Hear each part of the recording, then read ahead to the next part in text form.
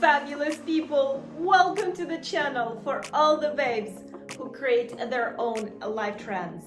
My name is Anastasia, and as most of you know, I am a personal stylist, and part of my job is to organize and declutter my clients' closets.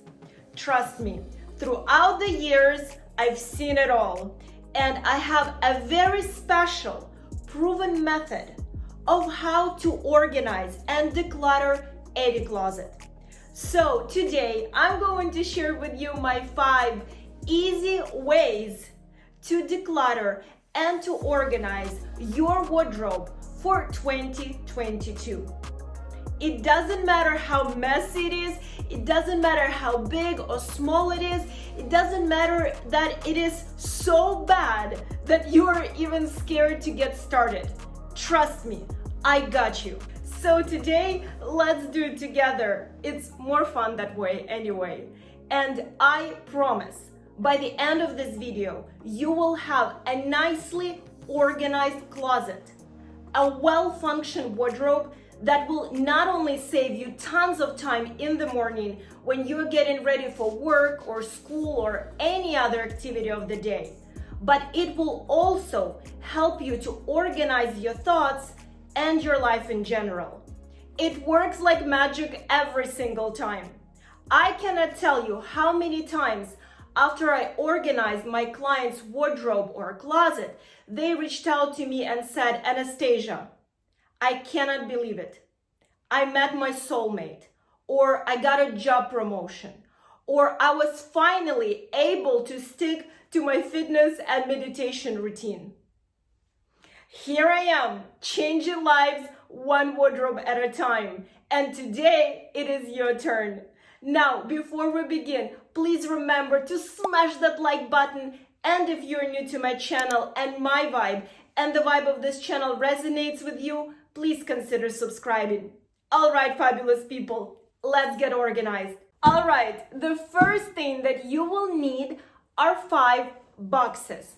And I know some of you are going to give me a hard time and say, Anastasia, I don't have 5 boxes. Fabulous, it's not an issue. You can also use 5 trash bags. But I like boxes because this way you will be able to put some things into those boxes that you will be keeping, okay? Not everything that we're going to put in the boxes you're going to be throwing away. So for the sake of your clothes, it is better to use boxes, but it is not necessary, okay? All right, so inside the first box or inside the first trash bag, you are going to put all the clothes that is just beyond repair. That you know, no matter if you bring it to a dry cleaner or no matter what you do, try to give it a second life, it's just not going to happen. For example, I have this blouse that I absolutely love, you guys. This is such a gorgeous color. It is one of my favorite blouses and I look really good in it, okay?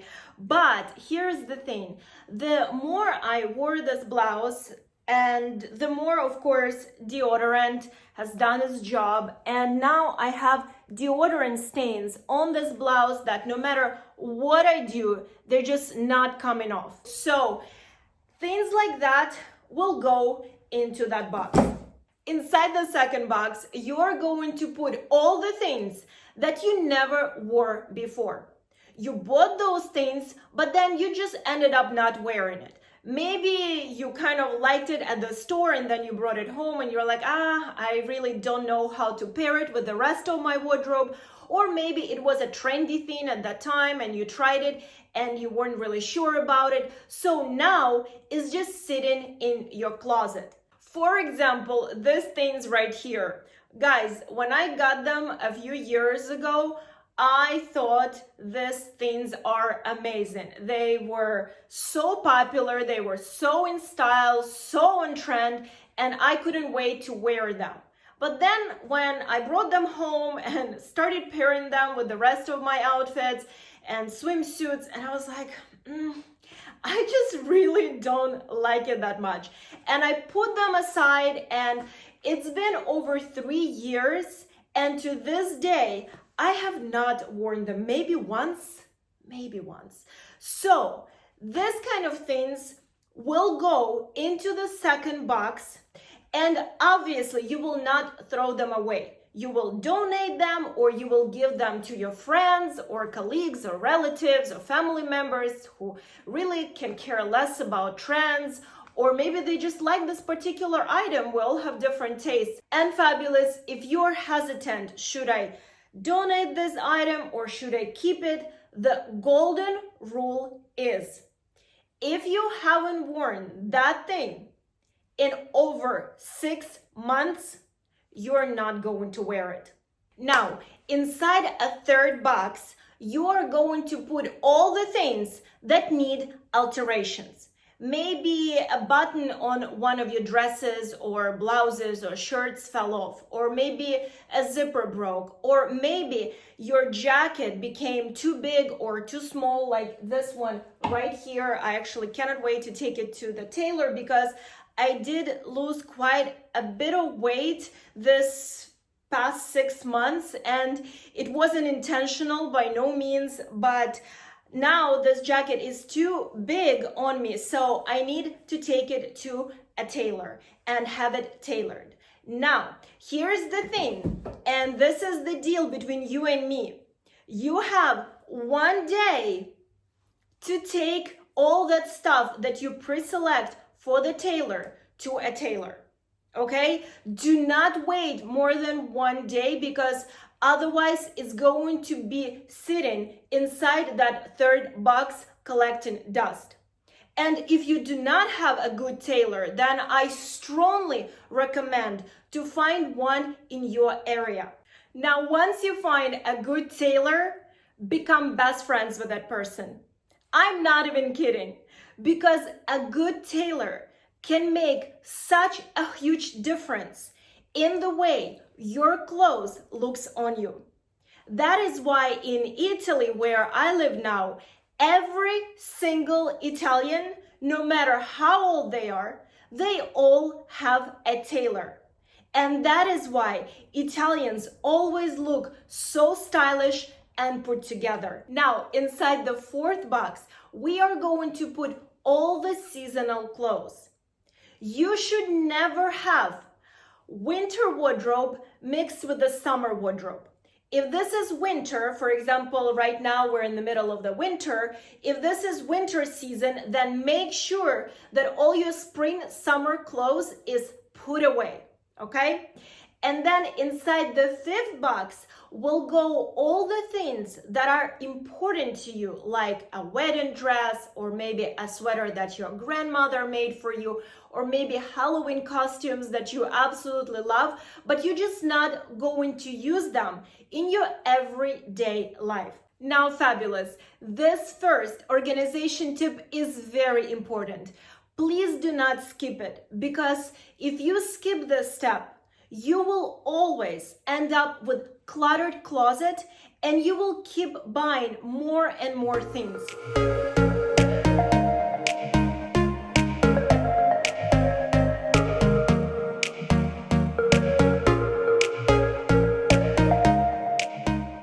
Now, once you're done with this very important first step to organize your closet, you should end up with a closet where for every single bottom, you have at least 3 different top options. And honestly, guys, for me, this is a golden rule for any closet, any wardrobe. And the reason for it is because this way you will be able to create many different outfit options. All right, next is a closet organization technique that works like magic. And that is organizing your closet either by color or by the type of clothes. So for example, all the pants together, all the sweaters together, all the dresses together, etc. I personally prefer to organize my closet by color, like most stores, but that's not to say that you should do the same thing. This is definitely a very personal preference, and you should do it the way it feels right to you.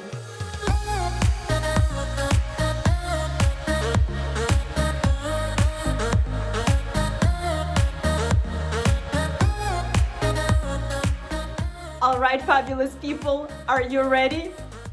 Look how much better this closet looks already. Just by following those 3 steps that I shared with you previously, this wardrobe is already starting to feel and to look so much more well-functioned, so much more well-organized. And right away, I'm starting to feel, guys, so much lighter, and my mind, it almost feels like it's becoming more organized. And the best part about it is that now I can see every single item in this closet. So it will be so much easier for me to put together all the outfits. So now you are ready for step number 4, which includes the following. You will need a piece of paper. Don't be lazy. Go get it, because trust me, this is life-changing, okay? We're changing lives, so this is important, guys. So take a piece of paper and realistically write down by percentages how much time you spend on what during, let's say, a span of 2 weeks. For example, you'll write 70% work, 10% date nights, going to birthday parties, hanging out with friends. 10% going for walks with my kids. 5% working out, meditation, going for manifestation walks, etc. So everyone will obviously have a different kind of chart. Now, then you will look at your entire closet and you will write what's reflected in that closet. For example, you will say, okay, 50% of my closet is filled with work suits. 10% of my closet is filled with outfits for going out. 5% of my closet is filled with outfits that I usually go with my kids on for walks or take them to different activities throughout the day, etc. So then you will take those 2 charts and put them together, and you will see where are the blank spots, meaning what clothes we need to get for your wardrobe, for your current wardrobe, so that it would reflect what you wrote in that first chart. And of course, it is very different for every single person. Some people will write that they spend 60% of their time at work, and then when they look at their wardrobe, 90% of their wardrobe is suits. So then, of course, we need to dial down on suits. And for example, in other situations, a client spends most of her time with her kids. They go for walks, they go to different activities. Then she spends a lot of time at home with them. And so she needs a lot of functional, casual clothes. But then she looks at her wardrobe, and most of her wardrobe consists of going out dresses that she has not worn since college. So, of course, I'm talking about extreme cases, but we need to look very realistically on your lifestyle versus what's in your closet.